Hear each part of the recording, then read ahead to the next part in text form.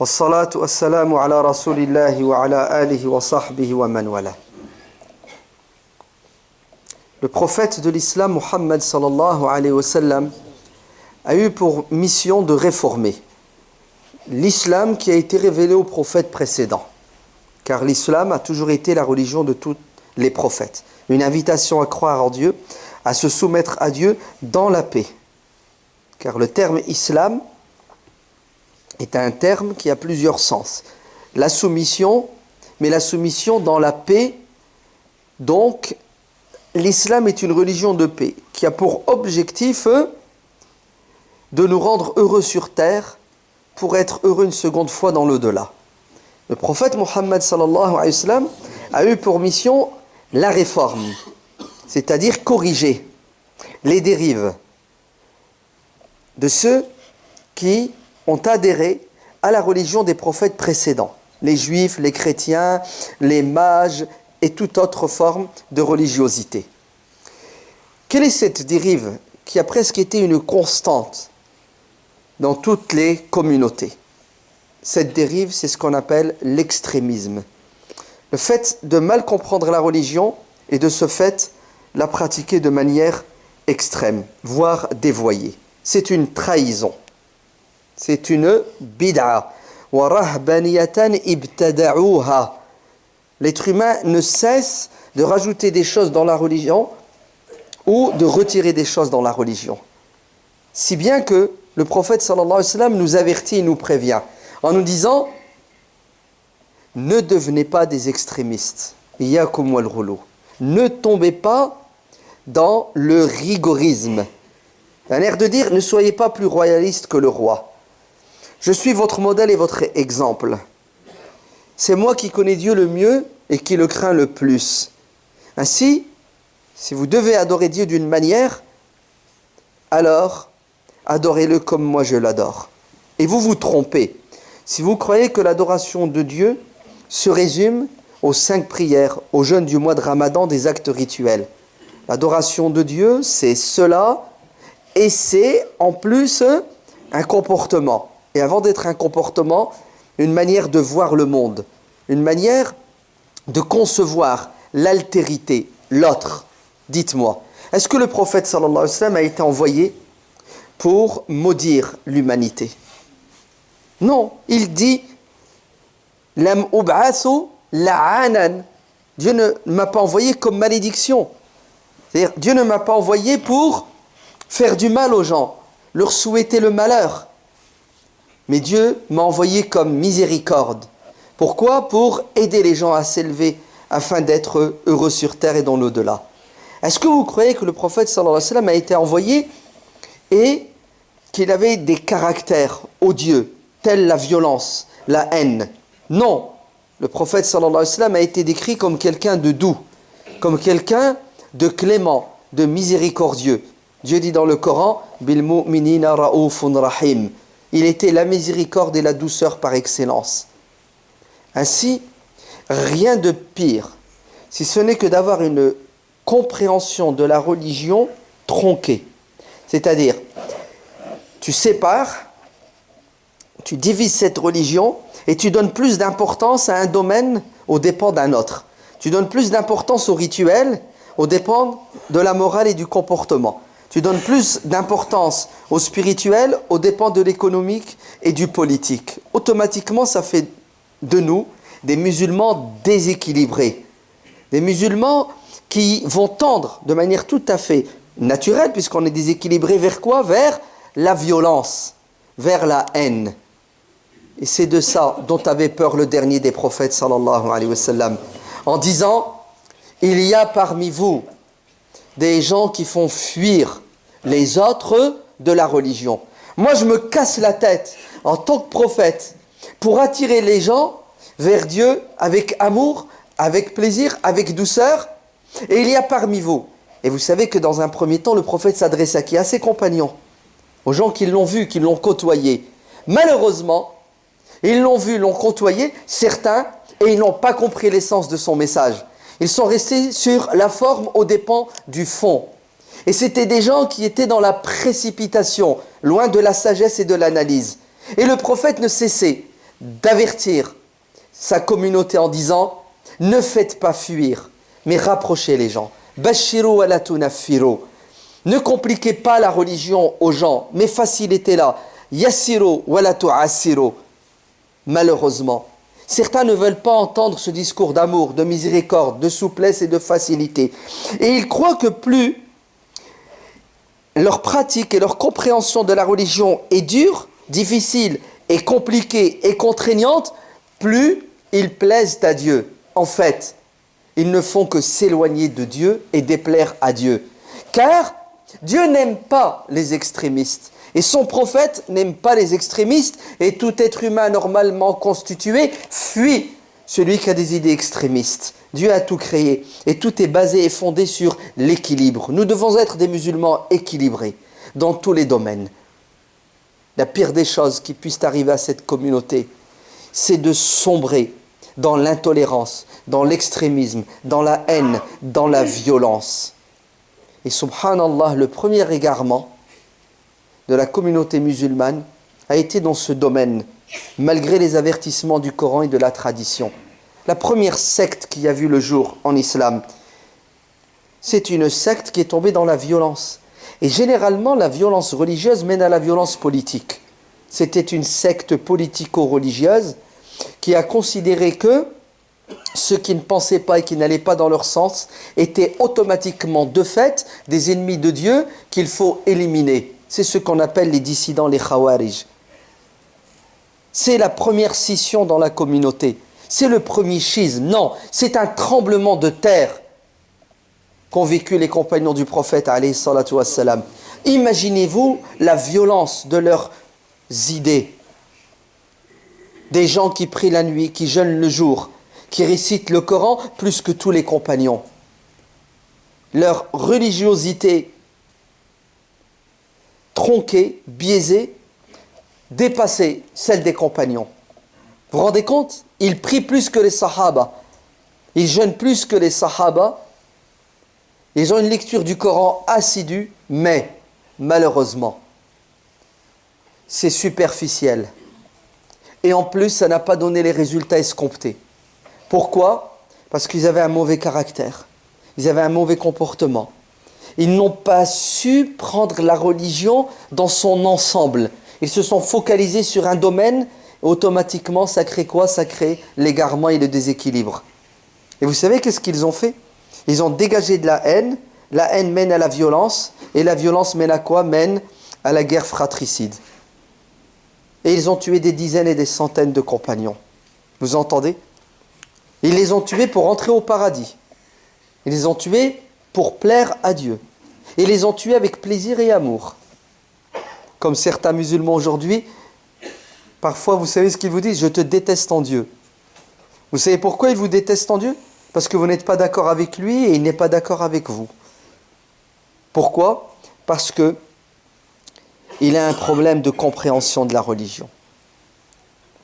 Rien de pire, si ce n'est de mal comprendre une religion, car cette religion, au lieu qu'elle soit libératrice, au lieu qu'elle aide l'être humain à se libérer, il devient prisonnier d'une idéologie religieuse qui l'enferme dans la haine et la violence. Et le prophète sallallahu alayhi wa sallam va décrire ces gens-là en disant « Ils seront jeunes ». Et être jeune, ce n'est pas un péché ni un défaut en soi, mais être jeune et manquer de sagesse et d'intelligence, là, ça devient un danger pour le reste de la communauté. Car l'excitation, la passion aveugle, si bien qu'on perd la raison, et là, qu'est-ce qu'on fait? On détruit ce que les anciens ont construit. Wallah, c'est honteux de notre part. Je plains nos parents, cette génération extraordinaire. Elle a plus de 40 ans, 50 ans en France. Et vous pouvez tout de suite faire un sondage à la sortie de la mosquée, une enquête. Il n'y en a pas un qui a mis un pied dans un commissariat ou qui a fait une garde à vue. Pas un parmi eux. Ils allaient avant dans les commissariats pour leurs papiers, parce que la carte de séjour, il fallait la renouveler au commissariat. Depuis, ils sont tranquilles, ils vont ailleurs. Mais jamais ils n'ont mis les pieds dans les commissariats pour délinquance ou extrémisme religieux. Vous savez pourquoi? Parce que nos parents sont le fruit d'une éducation saine. sont le fruit d'un héritage sain, une compréhension de la religion qui émane du bon sens, de la raison, basée sur l'amour et la miséricorde. Et aujourd'hui, on a des jeunes qui pensent avoir tout compris et qui condamnent leurs parents, la génération des parents, en les accusant d'être quoi? D'être des innovateurs à côté de la plaque parce qu'ils ont un chapelet. D'accord? Ils ont un chapelet. Ou peut-être qu'ils ont des gestes dans la prière qui ne correspondent pas à ce qu'il a appris de la prière. Et ils, écoutez bien, dégagent du mépris envers cette génération qui a tout construit. Le mépris mène à quoi? À l'irrespect, au manque de respect. Et après, ça mène à la violence. Voire même, certains vont jusqu'à les excommunier. Ils ne sont pas musulmans. Ils sont dans la bid'a, dans l'innovation, ce sont des mécréants. Il faudrait même peut-être ne plus les saluer ni leur parler. Bah tiens, et si on pouvait se débarrasser de cette vermine, disent-ils? Et heureusement, alhamdoulilah, qu'on est en France et qu'on est français, et que le port d'armes est interdit. Sinon, Dieu seul sait ce qui se passerait. Non, on le sait, puisque c'est arrivé dans certains pays musulmans. Oui. Nos parents ont été exemplaires et le sont toujours. Comment se fait-il qu'aujourd'hui, au nom de Dieu, au nom du prophète, au nom de l'islam, nous créons ce dont le prophète avait le plus peur, l'extrémisme, la violence. C'est une trahison sans nom. Alors écoutez bien le message, chers musulmans, jeunes musulmans. Vous n'arriverez pas à vous en sortir si vous ne restez pas dans le chemin tracé par les ancêtres. Imam Malik radiallahu anhu dit: la communauté ne restera guidée que si et seulement si elle suit les pas de ceux qui les ont précédés. Mais nous ne devons pas suivre les pas des Khawarij. Nous devons suivre les pas des Sahaba. Les Sahaba qui se sont répandus sur terre comme miséricorde.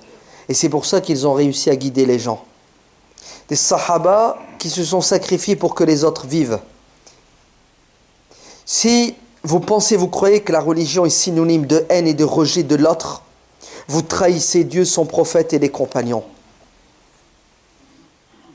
Dieu dit dans le Saint-Coran: Asallahu an yaj'ala baynakum wa bayna alladhina adaytum minhum mawadda.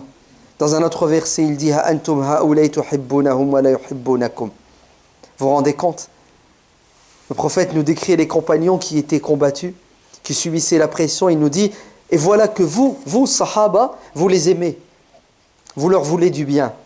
Certes, certains parmi eux ne vous aiment pas et ne vous veulent pas du bien, ils vous font du mal, ils vous combattent. Mais vous, votre seul espoir, c'est qu'il y ait entre vous et les autres des relations basées sur quoi? Sur le respect? Non. Sur al-mawadda, sur de l'amour et de la miséricorde. Vous n'avez rien compris à l'islam si vous pensez, vous croyez que l'islam, ce sont des pratiques rituelles qui développent chez nous de la haine envers les autres. La prière doit te pousser à aimer les créatures de Dieu. Dites-moi, qui parmi nous ressent ce que le prophète ressentait?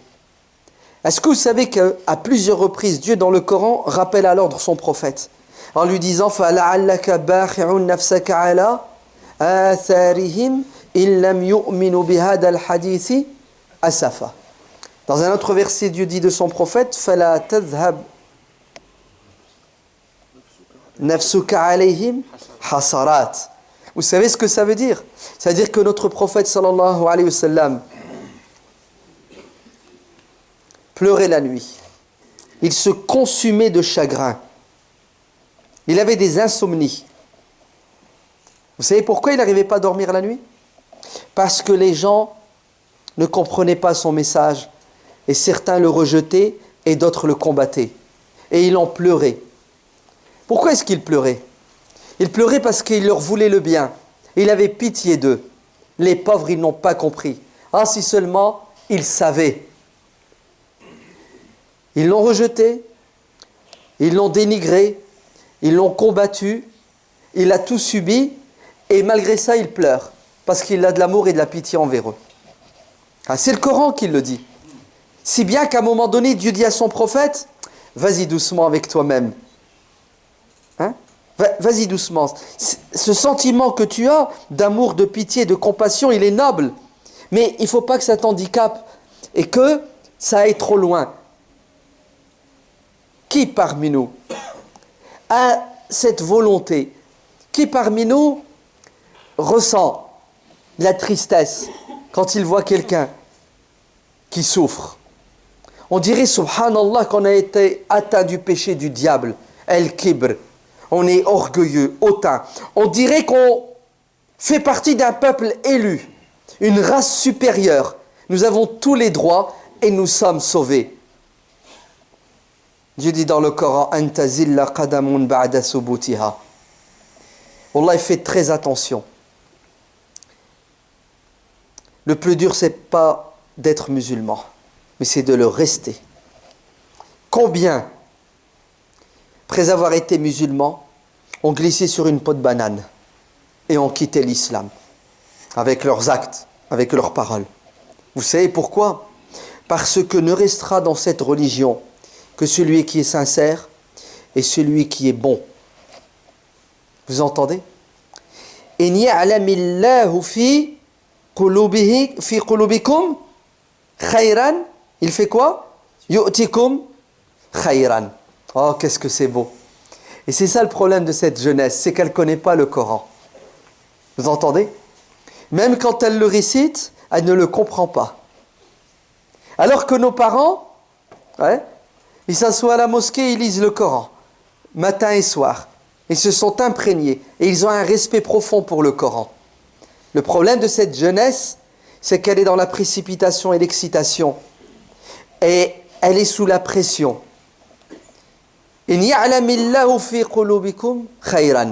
Si dans votre cœur, il y a du bien, vous avez des bonnes intentions, il y a de l'amour, de la miséricorde, Dieu vous le rendra, ce bien. Et il vous préservera, il vous gardera dans la voie du bien. Si dans votre cœur, vous avez des sentiments de haine, de rejet, Dieu va vous rejeter, vous condamner. Dieu n'a que faire de pseudo-croyants qui ont pour projet de s'attaquer à sa créature. Les meilleurs parmi vous seront ceux qui seront les meilleurs avec les créatures de Dieu. Oui. Lorsque Dieu aime quelqu'un, il lui facilite le chemin de la bienfaisance.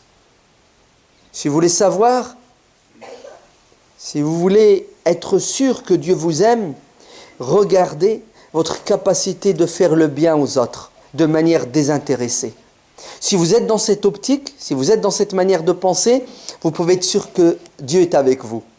Si vous êtes égoïste, vous ne pensez qu'à vous, si vous dégagez de la haine et du rejet envers les créatures de Dieu, sachez que Dieu ne vous aime pas.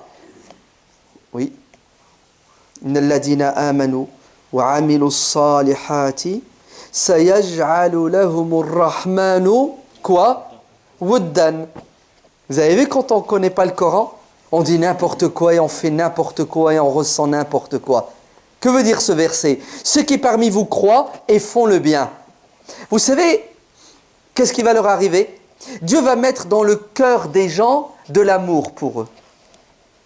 Dieu va les aimer et les gens vont les aimer. Et comment ne pas aimer un être humain aimable qui fait le bien et qui souhaite le bien aux gens? Par nature, on ne peut que s'éloigner et détester quelqu'un de méprisable. Quelqu'un qui a de la haine et qui souhaite le mal aux gens. Alors, il faut que 2016 soit meilleur que 2015. Et la seule façon pour que 2016 soit meilleur que 2015, c'est que nous soyons des musulmans sincères et rigoureux dans notre compréhension et pratique de l'islam. Une compréhension de juste milieu basée sur l'humanisme, l'amour de son prochain et être au service de son prochain. Une pratique basée sur le principe de la souplesse, de la facilité, pour que la religion ne soit pas un fardeau, des carcans, pour que 2015 soit meilleur, pour que 2016 soit meilleur que 2015, il faut que nous soyons de bons citoyens, des gens qui aimons notre pays, car la France est notre pays. Et la France est belle, bien qu'elle ait des défauts, mais nous devons corriger et améliorer notre pays, et non pas le détester et le rejeter. Car nous sommes dans un navire, s'il coule, tout le monde coule. Et s'il y a des brèches dans la coque, nous devons les colmater, les brèches. Et on ne colmate pas les brèches avec la haine, avec des idées nocives. Être un bon citoyen, c'est de préserver nos acquis sociaux, nos acquis économiques et politiques. Être un bon citoyen, c'est s'engager, donner de son temps, de ses compétences, pour le bien général. Car le musulman doit être au service de Dieu et au service des créatures de Dieu. 2016 sera meilleur que 2015 si nous décidons de nous engager dans les structures existantes, que ce soit les mosquées ou autres, pour les améliorer, en contribuant, non pas uniquement financièrement, chose qui n'a même pas à se discuter, mais en contribuant avec nos compétences et en donnant de notre temps et de notre savoir-faire. Jusqu'à quand notre jeunesse va rester spectatrice au lieu d'être actrice? Jusqu'à quand vous allez observer, faire des remarques, au lieu de faire des remarques et d'agir pour améliorer l'état de la communauté? Vous rêvez si vous croyez que quelqu'un va venir faire le travail à votre place. Vous rêvez si vous pensez qu'il n'y a plus rien à faire parce que c'est la fin du monde. C'est faux. Une nouvelle année commence et elle sera à l'image de l'idée qu'on se fait, de la projection qu'on a de l'année 2016. Si on pense le bien, on dit le bien, on fait le bien, on aide les gens à faire le bien, 2016 sera meilleur que 2015. Si on est passif, on laisse les autres faire, nous allons subir. Et peut-être que 2016 sera pire que 2015. Alors Allah ibarak fikoum, engagez-vous, restez des musulmans sages, restez des musulmans intelligents. Al-mu'minu kayyisun fatin. Le croyant est par définition quelqu'un d'intelligent et d'éveillé. Ne vous laissez pas manipuler. Ayez un esprit critique. L'habit ne fait pas l'imam. Quelle que soit la personne qui parlera au nom de Dieu et de son prophète, elle reste un être humain, voire même peut-être un diable déguisé en saint. Mais pour cela, il faut que vous grandissiez au niveau intellectuel. Il faut que vous évoluiez, il faut que vous libériez la parole et que vous disiez ce que vous pensez, que vous échangiez avec les gens de science et de connaissance. Si vous restez enfermé et si vous restez dans le virtuel, vous allez vous faire manipuler. Il faut avoir du recul avec ce que vous entendez, ce que vous voyez, que ce soit sur les réseaux sociaux ou sur les médias traditionnels. Non. Vous devez avoir une indépendance, une personnalité, une force de caractère. Et tout cela ne peut se faire que si et seulement si vous empruntez le chemin du savoir et de la connaissance, le chemin de l'apprentissage. Et vous n'arriverez jamais à évoluer dans le domaine de la connaissance si vous n'êtes pas modeste. Si vous ne savez pas reconnaître les gens de science et si vous ne prenez pas le temps pour acquérir les connaissances. Que Dieu nous préserve de nous-mêmes et de nos faiblesses et de notre ignorance. Que Dieu guide nos enfants et nous aide à les éduquer dans la morale et la religion. Qu'Allah fasse miséricorde à nos parents et leur donne le paradis. Qu'Allah guide l'humanité tout entière dans le chemin de la bienfaisance. Qu'il donne la victoire à nos frères opprimés partout sur terre. Qu'il fasse que nous soyons des croyants sincères qui agissons pour le bien général. Qu'il nous donne une bonne compréhension de la religion et une pratique équilibrée. Qu'Allah fasse que nous soyons des guides pour l'humanité tout entière et qu'il fasse que nous mettions en pratique ce que nous disions et que nous invitions les gens à mettre en pratique ce que nous prêchons. Subhana rabbika rabbil izzati amma yasifun wa salamun ala al-mursalin walhamdulillahi rabbil alamin.